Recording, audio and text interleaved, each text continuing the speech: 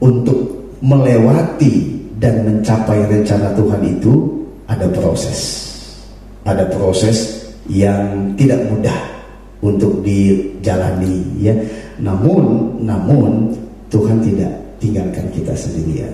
Jaminannya adalah Tuhan menyertai.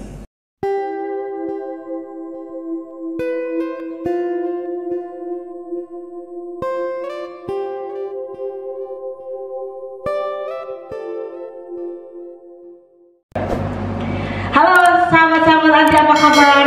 Saya senang sekali hari ini kita bisa ketemu lagi, ya. Dan saya akan terus menghadirkan orang-orang yang luar biasa yang bisa menguatkan setiap kita untuk tetap survive, tetap terus setia, semangat dalam melayani Tuhan. Sahabat Anti yang baik, hari ini saya kedatangan seorang sahabat, kalau boleh saya bilang sahabat yang luar biasa, yang saya kenal sudah cukup lama.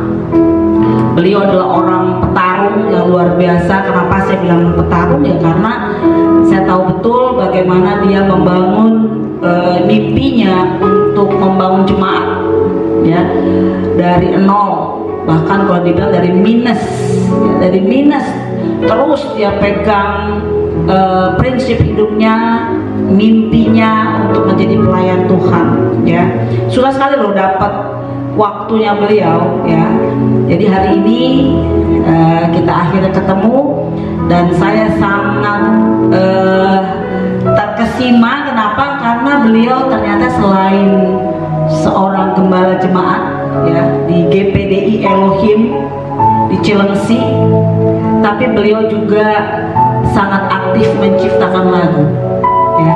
Saya akan dengarkan satu lagu yang luar biasa yang request yang saya minta dari beliau, ya.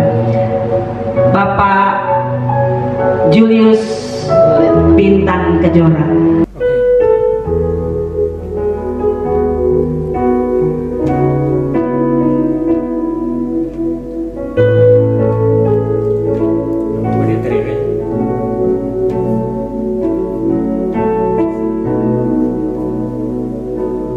Percayalah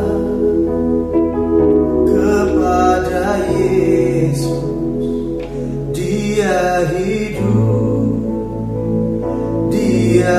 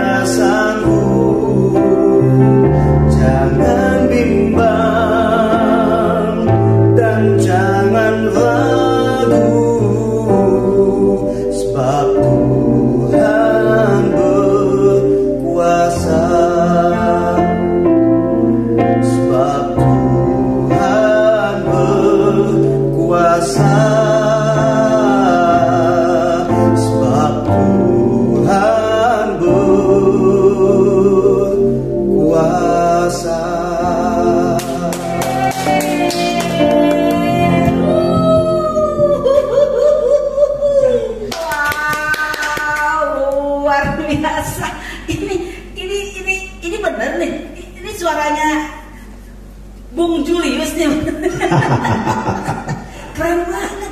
Ini ciptaan sendiri. Iya. Apa nih judulnya nih? Tuhan berkuasa. Iya, keren banget. Wow, luar biasa. Sahabat Anti yang luar biasa. Ini saya baru tahu ya. Karena kenal Bung Julius Bintang Kejora ini kita tahun berapa ya ketemu ya? 2010 ya kita ketemu, sekarang 2020, 10 tahun ya? 10 tahun, Wow. Ini sekali lagi thank you banget bisa ketemu hari ini akhirnya ya. Kenapa saya mau ketemu? Karena begini sahabat Anti yang luar biasa ya. Beliau ini adalah seorang gembala jemaat di Cilengsi, di GPD Elohim tepatnya. Di mana nih, di Perumahan Geraha Mustika Cilengsi, Bojong Lapanunggal. Lengkap ya. Ini luar biasa, kenapa? Karena saya mengenal sekali beliau sebagai seorang hamba Tuhan yang khotbahnya militan gitu ya. Khotbahnya kalau khotbah tuh kayak marah-marah gitu ya. Tapi luar biasa gitu ya. Tapi saya jujur belum tahu bahwa Bung Julius ini bisa ciptakan lagu gitu ya, ciptaan lagu gitu ya. Oke, nanti kita ngobrol banyak ya, Bung ya. Iya. Bung, saya mau nanya nih, Bung. Ini dari 2010 kita ketemuan ya. Saya waktu itu ketemu pada saat Bung Julius ini khotbah ya di kantor saya gitu ya. Setelah itu berlanjut dan saya semakin mengenal kehidupan Bung Julius dan keluarga. Waktu itu masih anak satu ya, Bung ya? Baru satu. Satu ya, kalau salah 5 bulan? Enggak. Baru beberapa bulan. Berapa bulan ya? Waktu itu masih satu bulanan lah. Usia 1 bulanan. Itu Elia ya? Iya, 1 bulanan. Sekarang kalau buat tahu nih, buntut udah berapa nih, Bung? Wow. Malu ngomongnya nih. 4 ya? Iya. 4 ya? Udah 4. Jadi iya. laki berapa? 3. Laki 3. Perempuan 1. Iya. Songgoleta. Bung, saya mau nanya nih ya, perjalanan dari yang dulu saya kenal gitu ya, begitu luar biasa perjalanan pelayanan ya, rumah tangga, kehidupan sehari-hari ya, sampai hari ini saya lihat. Nanti kita akan bicara yang luar biasanya beliau ini. Kenapa kita harus ketemu hari ini adalah perjuangan dia di dalam Tuhan yang patut angkat jempol. Ya. Nah, saya mau dengar cerita ini, Bung. Gimana dari sisi pelayanan, bagaimana tetap bisa survive dari dulu ya, 2010 sampai hari ini, dan suka duka mengikut Yesus. Kalau boleh saya, kalau nggak keberatan loh nih, Bung ya, ada nggak satu titik balik yang membuat Bung Julius ini saya tetap mau ikut Yesus walaupun tantangannya luar biasa. Boleh nggak cerita sedikit dari 2010 deh, jangan ngomong sebelumnya. 2010, Bung, gimana, Bung? Berarti dari 2010 ya? 2010 lah. 10 tahun terakhir ini ya? Iya, sebetulnya kalau dari 2010 berarti kepotong setengah. Iya. Sebetulnya pelayanan perjalanan saya memulai pelayanan itu 2000 pas. Tahun 2000. Iya. Memutuskan untuk total penuhi panggilan Tuhan. Oh, 2000, tahun 2000. Itu setelah menikah atau? Belum. Oh, belum menikah. Saya menikah 2008. 8 tahun. Jadi tahun 2000 masih sendiri, single, sudah memutuskan untuk full time iya, Tuhan. Iya, Oke. Lalu bagaimana nih ketemu sampai akhirnya 2008 menikah, kemudian tetap seirama sampai hari ini? Iya, mungkin lebih enak kalau tarik ke belakang dulu sedikit ya, Bu. Boleh. Saya dipanggil Tuhan itu usia 20 tahun, pas tahun 2000 itu. Pada usia 20 tahun. 20 tahun. Iya. Nah, Tuhan panggil saya sementara ada di jalanan. Artinya saya hidup di jalan, bisa dibilang anak jalanan lah. Ya. Saya tinggal di Tanjung Priuk, di Jakarta Utara. Waktu itu di sana kondisi dunia kriminal itu sangat tinggi, atau kriminalitasnya tinggi, ya, dari narkoba, lalu kriminalnya itu sendiri ya sangat tinggi, bahkan banyak kasus. Makanya Tanjung Priuk kan ya banyak julukan kata orang itu pokoknya nggak baik. Ya. Segala sesuatu di sana. Iya. Nah, saya sebetulnya apa ya? Ya, saya bisa dibilang keluarga baik-baik lah ya. Hanya karena lingkungannya yang tidak baik dan kita juga bergaul sehingga terpengaruh mulai dari SMP, ya mulai merokok, pakai narkoba dan sebagainya. Akhirnya saya jadi terjerumus di dunia yang gelap itulah ya. Nah, singkat cerita, saya ingin keluar dari sana, saya nggak tahu bagaimana caranya. Sementara saya sudah muak dengan kehidupan itu. Sudah di dalam situ pengen keluar. Dan nggak tahu mau ngapain. Nggak tahu dan nggak bisa. Jadi memang pengen keluar tapi nggak bisa. Iya. Itu menjeratnya. Lingkungan itu mengikat saya. Wow. Iya. Nah, saya sudah berdoa pada Tuhan. Saya memberanikan diri berdoa, padahal takut ya karena berdosa ya. Tapi saya karena udah nggak tahan, saya berdoa. Tuhan dengar doa loh. Tuhan dengar. Singkat cerita tahun 2000 ya awal atau 99 akhir lah saya terima panggilan Tuhan. Prosesnya cepat sekali ya. Justru pada saat masih di dalam kubangan hitam itu. Luar biasa iya. Tuhan ya. Iya. Nah, saya 99 akhir saya terpanggil ya. Prosesnya hanya kurang lebih nggak sampai 1 tahun. Saya langsung dikasih sponsor sama Tuhan, nggak tahu-tahu 2 yang sponsorin saya untuk sekolah kita. Wow. Karena begini, saya masuk di satu gereja, ya saya tidak usah sebut gerejanya ya. Saya masuk satu gereja, saya mengalami pemulihan di situ. Artinya Tuhan membuka mata saya, yang akhirnya saya sadar dan ingin bertobat. Saat itu ingin bertobat, saya sadar akan dosa saya takut mati. Takut mati ya, karena saya berdosa, ya saya takut masuk neraka gitu, bayang-bayang maut, bayang-bayang kematian itu menghantui saya, dan saya setiap kali membayangi itu, saya sangat ketakutan. Nah, puji Tuhan, saya masuk di satu gereja, sedang ada ibadah, saya mengalami apa ya saya katakan ya, lawatan Tuhan lah.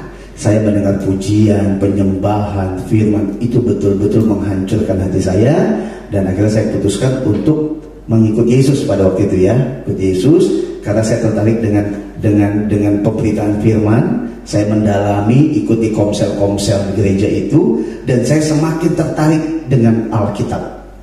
Karena ternyata ketika mendengar dan membaca Alkitab, mata saya terbuka. Lalu apa yang saya lihat? Diri saya. Saya nggak lihat orang lain, saya lihat diri saya. Jadi Alkitab itu seperti cermin. Melihat apa? Keburukan saya, kejahatan saya. Aduh, pokoknya yang nggak tahu, segala sesuatu yang tidak berkenan di hadapan Tuhan. Semakin saya rindu, ternyata ada rencana Tuhan. Saya katakan kepada seorang hamba Tuhan pada waktu yang bimbing kami, saya bilang, saya mau belajar Alkitab lebih jauh, lebih dalam. Dia malah arahkan saya sekolah Alkitab. Terus saya bilang bagaimana caranya? Udah berdoa saja. Langsung Tuhan buka jalan. Langsung Tuhan kirim orang-orangnya. Langsung Tuhan kirim sponsor. Langsung disediakan tempat untuk training sebelum masuk Alkitab. Begitu mudah, begitu mulus. Tetapi pada saat itu ketika saya sudah mau memutuskan untuk mengikuti proses yang cepat itu, di satu sisi saya sebetulnya berat. Kenapa? Satu, keluarga kami keluarga yang ekonominya sangat di bawah, dan mama saya sedang sakit keras saat itu. Iya, tumor ganas ya. Namun panggilan Tuhan begitu kuat sekali. Akhirnya saya tinggalin keluarga saya, lingkungan saya tinggalin semua. Itu malah bukan salah dulu. Saat itu meninggalkan ibu yang sedang sakit, kemudian memutuskan untuk ikut Tuhan. Padahal ekonomi harusnya kan ikut membantu barangkali. Iya, ya. Betul. Tapi panggilan Tuhan begitu kuat. Begitu kuat. Yang kita nggak bisa tolak lagi. Nggak bisa tolak lagi. Nggak bisa. Saya peduli dengan keluarga saya. Saya ingin bantu mereka. Tapi magnetnya tuh seperti kuat sekali. Akhirnya saya putuskan untuk berangkat ke sekolah. Dan di sekolah kita mama saya meninggal. 3 bulan di sekolah kita mama saya meninggal. Kita nggak bisa pulang. Nggak merasa bersalah tuh? Enggak. Karena itu panggilan Tuhan. Kan saya berdoa mau minta pulang. nggak bisa pulang juga, nggak ada kapal, nggak ada kapal laut waktu itu ya, dan kita nggak bisa pulang. Tapi hati saya damai. Ya itulah. Ketika kita belajar kebenaran, ternyata salah satu tanda kalau semuanya berasal dari Tuhan kan hati kita damai. Setuju. Ya, saya sudah berdoa, saya berusaha untuk pulang, namun memang ya situasi kondisinya tidak memungkinkan. Tapi hati saya damai. Begitu. Nah, singkat cerita, saya ikuti semua proses demi proses. 2000 selesai sekolah tingkat pertama di Tanjung Pinang, Riau. Saya praktek di beberapa tempat. Ya, lalu saya masuk lagi tingkat 2 di Cianjur tahun 2005. Singkat cerita, 2005 saya mendapat tempat pelayanan di Geraha Mustika ini sampai hari ini. Jadi 2005 saya masuk ke sini, sampai 2020 berarti sudah 15 tahun dan terproses luar biasa. Prosesnya justru di sini, proses menjadi hamba Tuhan. Saya melihat gini, ada satu kalimat dari Bung tadi bilang bahwa mengikuti Yesus itu, mengikuti panggilan itu ternyata nggak mudah, ada harga yang mesti dibayar, ya. Begitu yakinnya Bung bahwa ini adalah panggilan Tuhan, sehingga tetap jalan terus dengan tadi yang dibilang melayani Tuhan, dan sampai 2005 akhirnya ditempatkan di sini gitu. Iya. Di GPD ini keren banget loh Bu.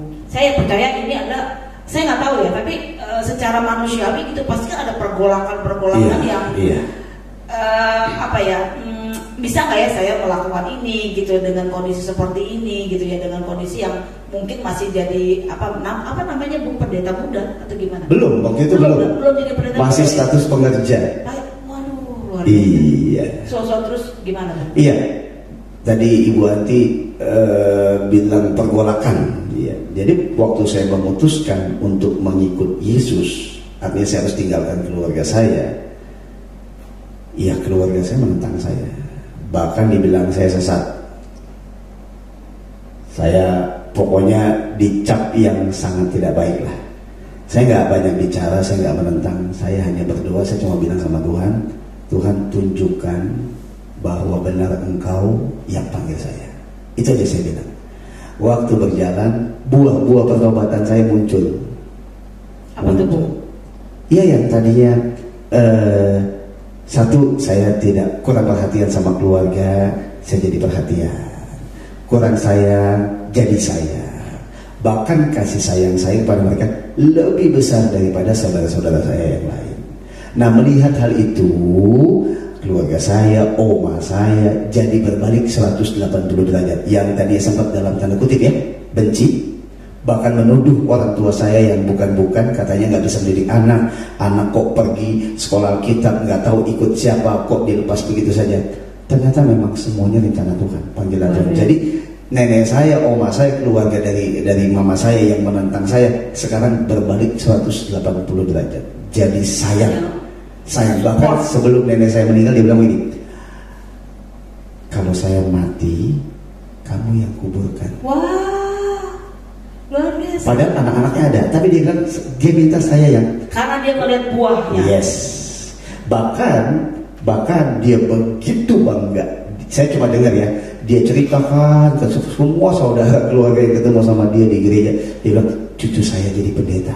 Haleluya. Cucu saya jadi pendeta. Yang tidak terbayangkan dulu. Iya, ya mungkin dia melihatnya dulu kan saya di jalan, nggak benar, gitu. Dan ada buahnya yang dia nikmati.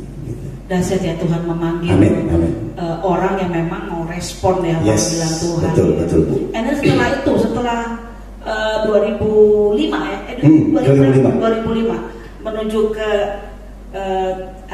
pernikahan, ketemu dengan si cantik. Iya. Saya ketemu istri saya itu di gereja di tempat saya praktek di GPDI Kedoya tahun 2002. Ya, proses berjalan, akhirnya memutuskan tahun 2008 kami menikah. Iya. Nah, awalnya kan memang beliau backgroundnya bukan hamba Tuhan ya, jemaat biasa ya. Saya selalu bilang, kalau kamu menikah sama saya ya kamu harus jadi seperti saya. Artinya kita akan sama-sama melayani. Ya, saya nggak mau melayani sendiri. Awalnya ya dia gimana gitu ya, apalagi orang tuanya sangat menentang. Karena apa? Karena beliau dari etnis Tionghoa, ya saya dari Tionghoa ya. Saya dari Tionghui. Black and white ya, black. bisa kecampuran sama yang ini ya. Hah? Iya, karena begini Bu, yang saya kan dari Flores ya Bu. Ya Flores kan identik kulitnya hitam ya. Iya. Saya bilang sama Tuhan, kalau Engkau izinkan saya menikah, saya nggak mau anak saya hitam juga gitu kan. Saya mau anak saya putih semua ya. Jadi jalan satu-satunya saya harus punya jodoh itu orang Chinese gitu ya. Kalau orang yang sama bukan hitam, birong ya. Hitam banget gitu kan. Aduh, saya bilang, Tuhan baik loh Bu. Ya, iya dia kasih Bu. Ya. Awalnya bapaknya nggak setuju, bapaknya menentang. Karena bapaknya maunya ya sesama etnis ya Bu ya. Bapaknya menentang. Terus ibu gembalanya, ibu pendetanya juga menentang.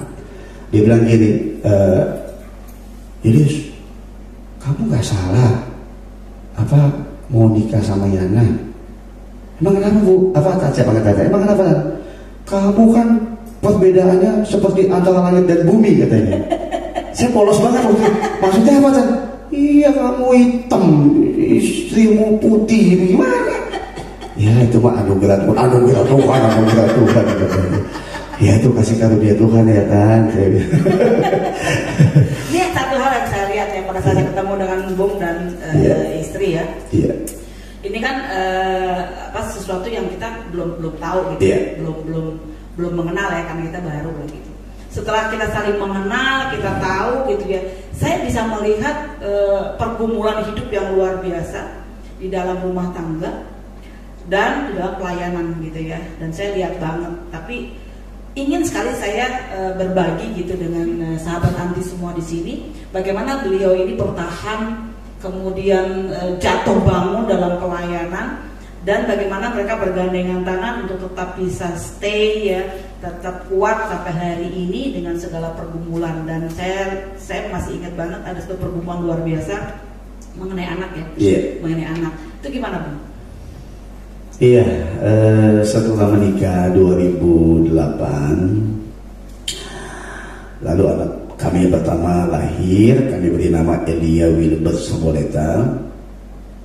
Kenapa saya kasih nama Elia? Karena kami bernasar sama Tuhan bahwa ini anak pertama ini kami mau berikan sama Tuhan. Makanya kami kasih nama Elia. Kalau baca Alkitab tentang Nabi Elia kan, wow, betul, pelayanannya ya, betul, keren betul banget ya. Dan saya termotivasi dengan pelayanan hamba Tuhan Nabi Elia.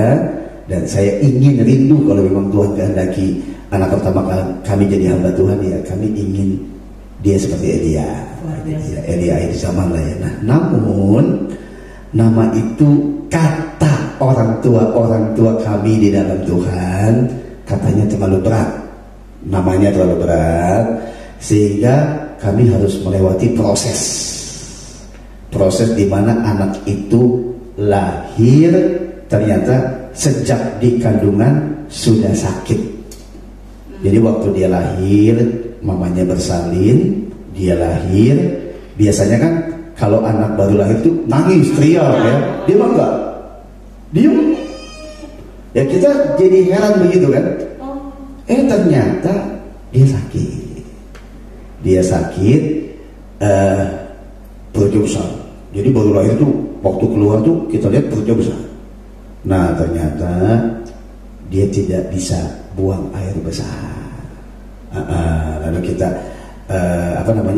jalani proses pemeriksaan karena sejak dia lahir tuh BAB-nya tuh sangat nggak wajar, nggak normal. Ya maminya tuh sampai bantu mau bicara colok pakai sabun batangan, karena kalau nggak dibantu colok tuh susah.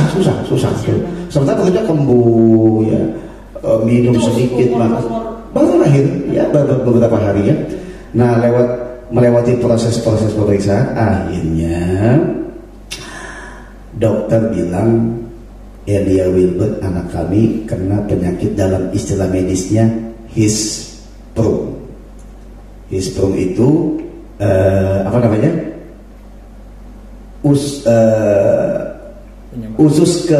Usus besar ke pembuangan itu mengalami penyumbatan karena sarafnya tidak bekerja. Jadi tidak ada dorongan lah. Dia mules tapi tidak bisa mendorong kotoran itu keluar ya, sehingga perutnya jadi besar ya. Nah, dokter bilang anak ini saya singkat ceritanya ya. Jadi dokter bilang anak ini harus menjalani operasi sebanyak 3 kali. 3 kali di usia yang sangat muda itu. Awalnya ya kami nggak percaya, kami belum bisa terima. Lalu kami berdoa, ya ternyata memang ini ada proses Tuhan lah yang harus kami lewati bersama keluarga. Waktu itu baru 6 hari usia anak kami, sementara kata dokter nanti di usia 3 bulan baru melewati operasi. Nah jadi untuk menunggu ke usia 3 bulan itu saya putuskan untuk berdoa dan berpuasa total 3 bulan. Apa isi doa kami? Cuma satu, minta mujizat. Jadi saya nggak mau anak saya dioperasi, maunya mujizat. Kenapa? Satu, kasihan, masih kecil banget. Kedua, dong hepeng, nggak ada duit karena besaran biayanya itu cukup besar sekali. Dan pada waktu itu kami hamba Tuhan yang baru merintis, kalaupun ada jemaat sedikit banget jemaat. Dan kami itu pelayanannya total full time, jadi nggak ada penghasilan lain di luar pelayanan. Bisa makan aja puji Tuhan. Dan waktu itu belum ada BPJS seperti sekarang ini. Jadi betul-betul total ngandelin Tuhan. Begitu. Baru singkat cerita 3 bulan kemudian ternyata memang jawaban Tuhan, anak kami harus dioperasi. Jadi Tuhan jawab, anak kami sembuh lewat tangan medis, ya, lewat tangan medis. Lalu saya bertanya, biayanya dari mana Tuhan? Ternyata semua Tuhan yang selesaikan, hampir 100 juta. Kalau dihitung ya, 3 kali operasi ya, hampir 100 juta. Dan kami hanya menonton saja. Semua Tuhan bereskan. Yes, itulah awal proses. Dan masih banyak lagi proses yang lainnya. Itu yang yang menguatkan gitu ya. Bagaimana Tuhan menolong keluarganya Bung untuk tetap survive walaupun nggak mulus-mulus aja. Betul. Luar biasa ya. Betul. Dan saat itu benar-benar dialami dengan dengan berdoa dengan istri. Terus berdoa, hanya berdoa, puasa total. Dan pertolongan Tuhan luar biasa. Itu berkat mengalir kayak air. Kita hanya nonton saja, kurang lebih 2 bulan di rumah sakit. Semua orang datang cari Elia untuk selesaikan masalahnya dia. Keren, luar biasa ya. Apa kira-kira yang Bung dapat ya, atau kesimpulan yang Bung dapat khususnya di masalah Elia ini gitu?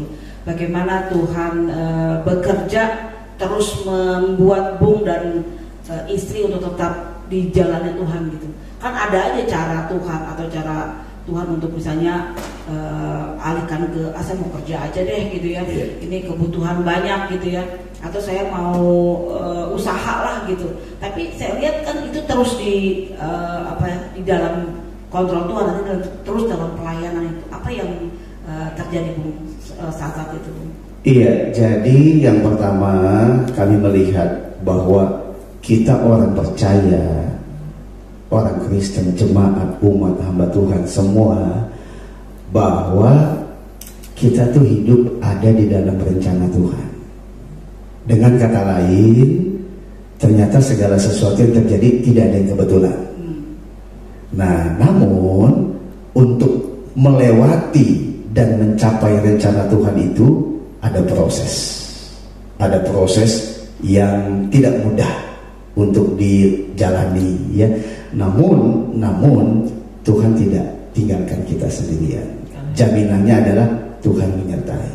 Kalau mau ingat ini hari ini kita bicara kayaknya enak banget gitu. Enak banget. Tapi kalau Betul. Kalau mau apa yang kita kan yang mengalami gitu ya, mungkin bagaimana Tuhan menyertai, menolong segala macam itu kayaknya nggak mungkin banget ya. Sampai hari ini saya lihat loh dengan mata kepala saya betapa Elia anak ganteng putih seperti yang jawaban doa ya, anaknya sehat, putih, keren, cakep gitu ya. Ini buah dari pelayanan, saya pikir itu juga menjadi kesaksian ke diri sendiri. Iya, betul, bagaimana betul, Tuhan betul. tetap menyertai keluarga ini kalau mau taat dan setia gitu. Iya, betul. Dan satu lagi Bung yang saya penasaran gitu ya, saya melihat juga pada saat saya dulu ke sini tahun berapa ya, 2010 ya. Ini saya ngeliat banget ya gereja ini belum ada. Iya makanya belum ada. Masih ngomong masih mimpi. Masih tanah kosong. Tanah kosong ya. Saya masih ingat Bu ngomong begini, ini nanti akan begini. Terus ini kan kalau masalah temboknya masih miring gitu ya. Betul. Ini akan begini. Saya pikir ini orang ketinggian ya mimpinya. Ini orang ngomongnya agak tinggi nih ya, agak tinggi gitu ya. Tapi hari ini saya betul-betul melihat bahwa apa yang diomongin kemarin itu terjadi begitu cepat gitu ya. Yeah. Terjadi begitu. Itu gimana Bung perjalanannya Bung sampai akhirnya bisa seperti ini Bung? Wow, waduh, dari mana mulai ya? Karena prosesnya. Iya. Dari saya kalau nggak salah kan dulu itu belasana kan kayak sawah gitu ya. Dan itu masih ngomongnya masih bercanda-bercanda loh Bung ya. Masih bercanda, saya pengen mimpi begini, begitu gitu ya. Tapi hari ini saya lihat walaupun belum selesai gitu ya, tapi sudah berbentuk loh. Sudah berbentuk. Ini keren banget, ini keren banget. Boleh cerita Bung gimana perjalanannya Bung? Waduh, banyak sekali ya. Waduh, sampai sekarang pun masih terproses ya. Tapi ini keren, artinya siapa tahu ada dari sahabat-sahabat anti yang mengalami sama seperti Bung Julius ya. Bagaimana dibentuk Tuhan, bagaimana berjalan bersama Tuhan, dimulai dengan mimpi ya, tapi yakin bahwa ini adalah kehendak Tuhan, akhirnya jadi gitu. Yes. Nah, jadi kita perlu berbagi gitu Bung. Baik, saya 2005 mulai pelayanan di sini, memang dimulai dari nothing ya, kosong, nggak ada apa-apa, tidurnya di lantai beralas koran ya, itu cukup lama, beberapa bulan saya. Maksudnya beralas koran sama keluarga gitu? Enggak, sendiri. Oh, okay. Kan 2005, nanti nikah 2008. Okay, betul. Artinya sebelum saya menikah, saya sudah terjun duluan. Di sini. Okay. Saya mulai itu baru dapat satu keluarga, 3 orang. Jadi pelayanan itu dimulai dari rumah jemaat. Dari rumah jemaat itu kurang lebih selama 4 tahun. Nah, diusir 4 kali sama yang punya rumah. Jadi dibawa nggak tuh tikar? Bukan dibawa lagi, diminta. Kembaliin. Sekarang masih ada tikarnya nggak nih? Oh, udah dibalikin. Kan diminta kan. Kalau nggak balikin diminta terus ya. Datang dulu. Padahal itu historical loh. Iya. Lalu lu gimana? Ya namanya orang tua, kita maklum ya. Dia orang tua, saya anggap dia orang tua. Dia juga anggap saya anak. Cuma memang bapak ini temperamen tinggi. Dia nggak bisa, kita salah sedikit di mata dia ya. Salah sedikit langsung besoknya dia ditelepon sama ibunya. Yus, kata bapak nggak boleh ibadah lagi di rumah. Itu udah 4 kali Bu. Saya mah nggak pernah gubris. Dan saya cuma bilang, iya, besok datang ke baktian. Iya, besok datang ke baktian. Jadi saya prinsip saya gini Bu, kalau Tuhan yang buka, nggak ada yang bisa tutup. Haleluya. Kalau bukan Tuhan yang suruh pergi, nggak ada yang bisa ngusir. Hanya bisa diri sendiri. Karena saya pikir ini pekerjaan Tuhan. Saya dibawa Tuhan ke sini. Saya harus layani mereka. Masalah mereka marah, ya saya anggap mereka orang tua. Udah saya tutup telinga aja. Jadi saya prinsip kalau bukan Tuhan yang usir, saya akan tetap ada di situ. Ini yang keras kepala kayak siapa? Tapi setelah itu gimana? Tapi lucunya, walaupun sudah diusir, saya balik lagi, dia nggak marah tuh. Ya udah ibadah lagi. Oke, 4 tahun kurang lebih kami di rumah jemaat kita numpang ya. Lalu karena nggak enak juga kelamaan di rumah mereka, kami coba dari rumah ke rumah. Namun di situ saya mulai bergumul. Saya bilang gini, Tuhan, kita ini pelayanan ya, bukan cuma hari Minggu, ada hari-hari biasa misalnya ibadah sekolah minggu, ibadah remaja, doa. Seminggu sekali aja diusir, apalagi seminggu 4 kali ya kan. Saya bilang, Tuhan kasihlah kita tempat. Supaya kita nggak diusir lagi, supaya pelayanan ini jalan dan berkembang. Itu juga proses Bu, proses luar biasa ya. Kita pernah beli tanah di daerah itu, beli tanah. Ya biasalah, orang nggak suka, nggak seneng, nggak boleh. Terus akhirnya kita pindah lagi dari rumah ke rumah lagi, keliling lagi gitu ya, ibadah keliling lagi. Suatu waktu saya berdoa, ambil waktu 2 hari puasa ya ke satu tempat dengan istri. Tuhan bilang begini, waktu sekali berdoa ya, puasa 2 hari 2 malam, Tuhan bicara di hati, itu rumah kamu yang sebelahnya Hook itu bangun. Ini maksudnya? Ini yang tadi ibu bilang dulu saya punya mimpi. Tuhan ngomong, sepertinya Tuhan berkehendak begitu. Itu bangun.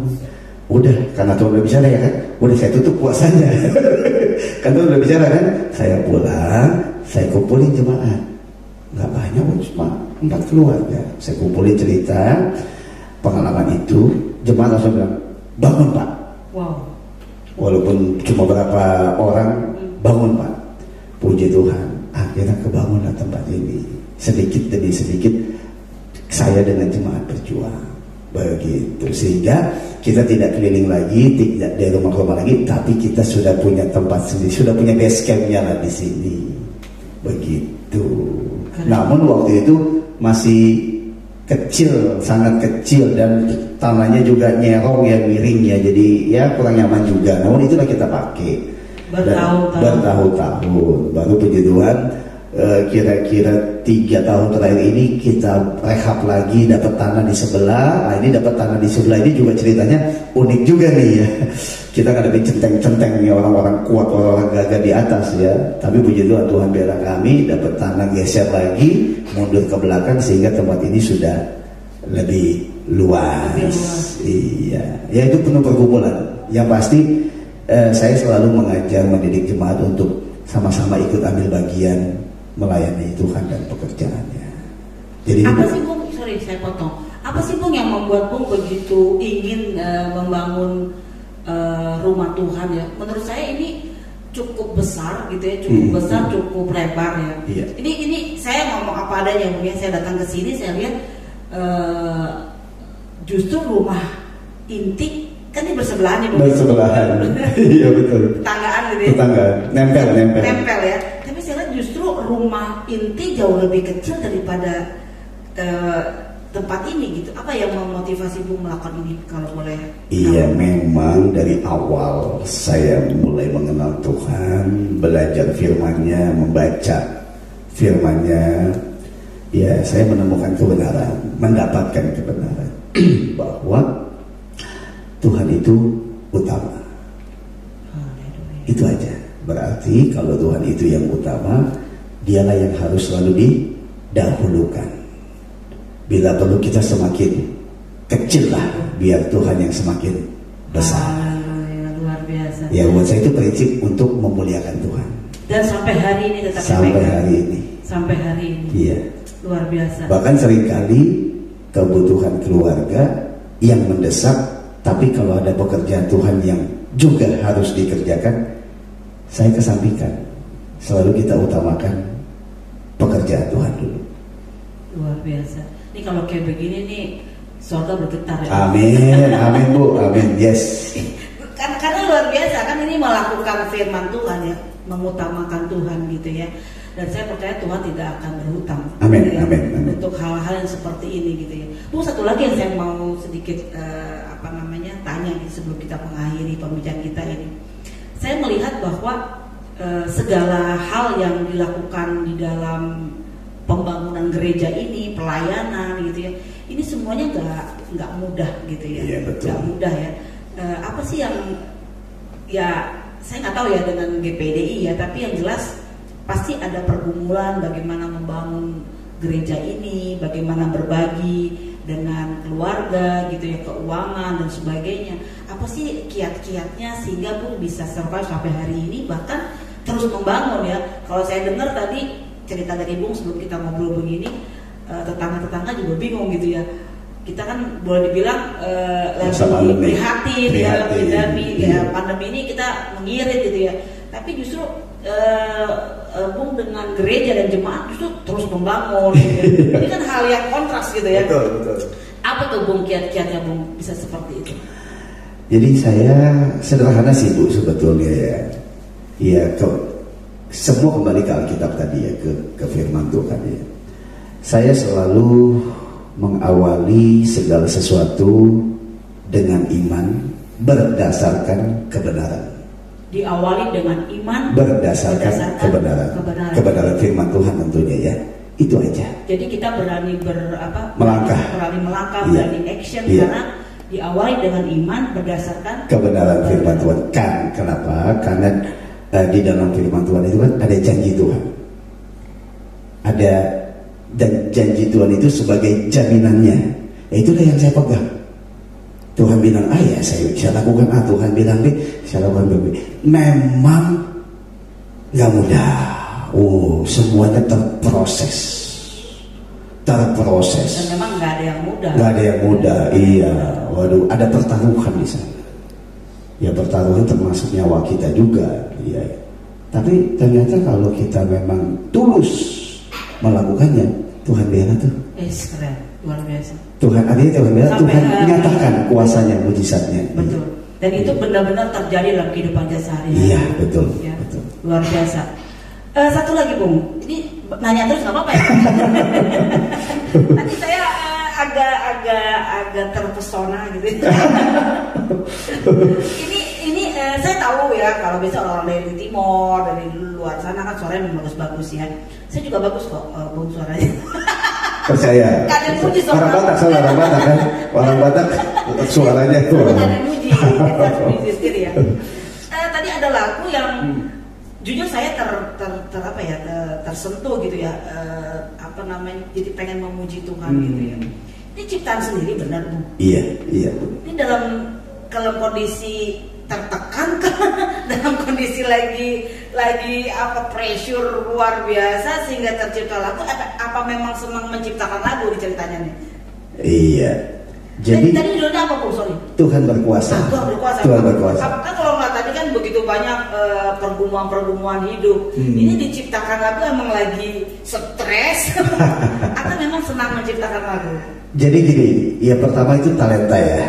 Pertama talenta ya, nggak mungkin kalau nggak ada talenta ya. Yang kedua,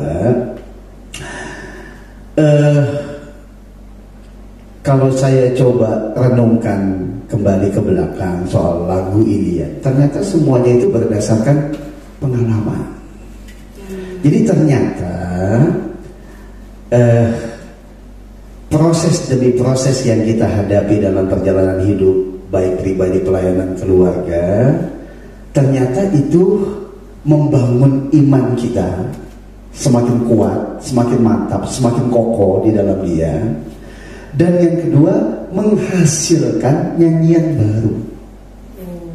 Jadi ada dalam kitab Mazmur ya, saya lupa di pasal berapa ayat berapa, Daud bilang gini, nyanyikanlah nyanyian baru. Nah, ketika saya pelajari ayat itu, ternyata itu bukan omong kosong. Ternyata dibilang nyanyikan nyanyian baru itu artinya itu dihasilkan atas dasar pengalaman hidup, pergumulan hidup, dan dia mengalami kemenangan dengan Tuhan. Nah, kemenangan-kemenangan itulah yang menghasilkan kata-kata, kalimat-kalimat, lirik, kalau saya ya lirik lagu, dan itu spontan. Betul. Saya nggak pernah berencana mencipta lagu, nggak pernah. Itu lahir dengan apa namanya, dengan begitu saja, atas pengalaman tadi. Bahkan bergumul bersama Tuhan, yes, tadi lahirlah beberapa lagu tadi. Iya, iya.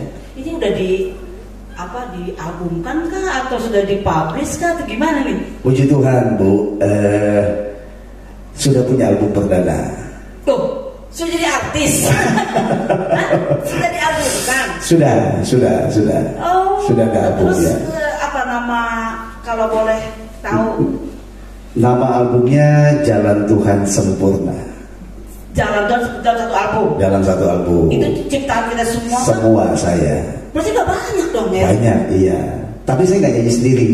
Ada teman-teman, ada adik saya juga, iya. Ini kalau saya nanti boleh dengerin atau mungkin ada gift buat saya?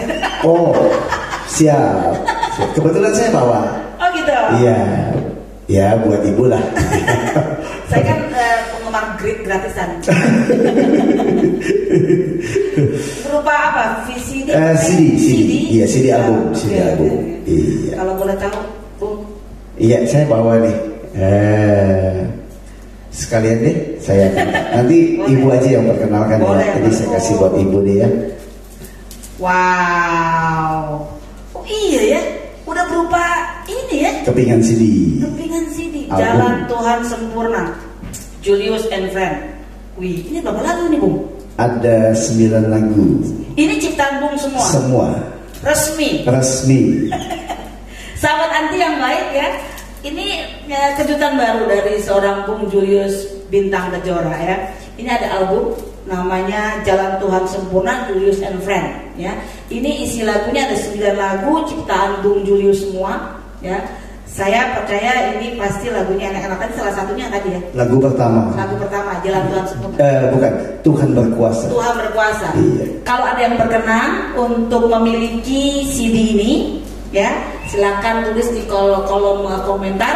Kita akan merespon Anda ya, sahabat Anti yang luar biasa. Bung, ini kira-kira satu gini berapa, Bung? Oh, murah sekali, hanya 50.000. 50.000. Dan ini saya buat untuk Tuhan, untuk memperlebar kerajaan Tuhan. Luar biasa. Untuk pekerjaan Tuhan lah. Ini ya, luar biasa ya. Oke, sahabat Anti, kita akan tunggu ordernya. Saya percaya saya akan putar ini di rumah, di mobil ya, luar biasa ya. Nih, luar biasa. Oke, Bung. Ini multi talent banget ya. Kita melayani Tuhan, kita bisa menciptakan lagu buat Tuhan. Saya percaya ada moto hidup yang kuat yang Bung tetap bawa dalam kehidupan sehari-hari, ataukah dalam pelayanan, bagaimana membina jemaat. Ada nggak yang militan yang Bung pegang sampai hari ini sehingga tetap memutuskan ikut Tuhan? Baik. Waktu pertama kali saya praktek sekolah, setelah sekolah kita tingkat pertama praktek, saya ditanya sama Ibu Gembala di GPD Kedoya. Dia tanya saya, dan saya bingung jawabnya. Dia tanya begini, kamu sekolah Alkitab jadi hamba Tuhan, mau apa?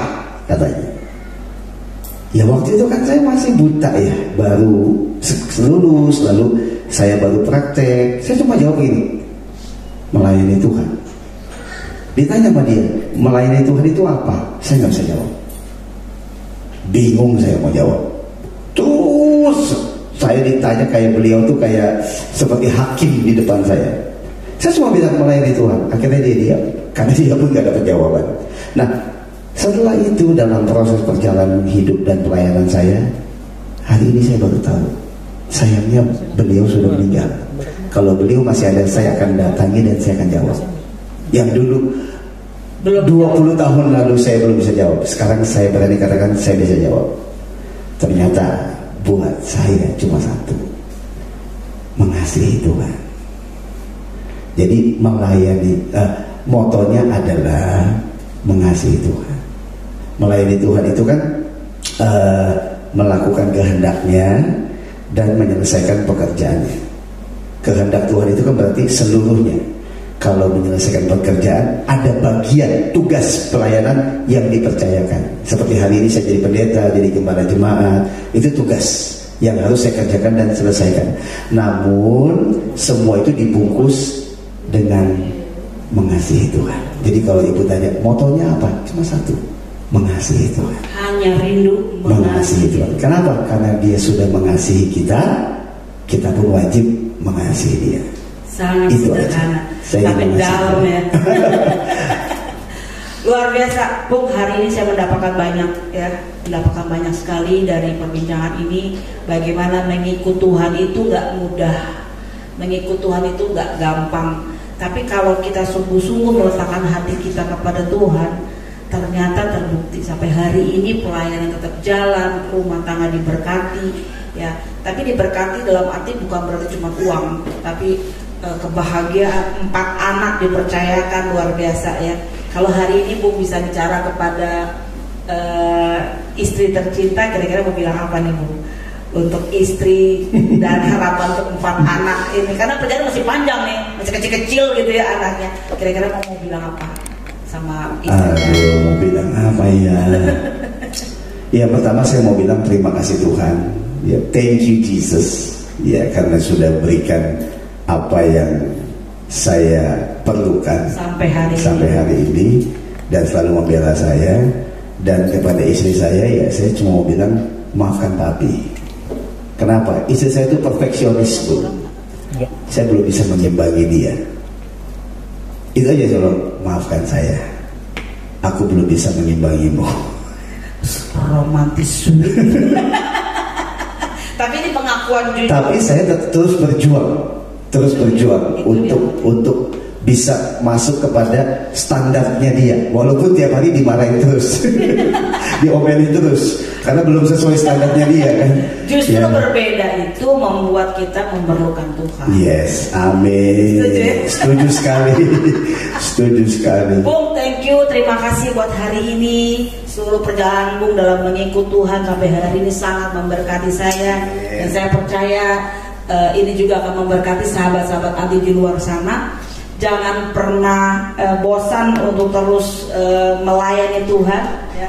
Terus menjadi berkat bagi semua orang. Ya, saya percaya sahabat Anti yang baik, hari ini kita mendapatkan banyak sekali ilmunya ya, bagaimana mendapatkan berkat, bagaimana kita mengikut Tuhan nggak mudah. Ya. Kita mengikut Tuhan itu nggak gampang. Karena kita memang bukan anak-anak gampangan ya. Tapi pada saat kita sungguh-sungguh, serius, total mengikut Tuhan, ada jaminan Tuhan menyertai kita.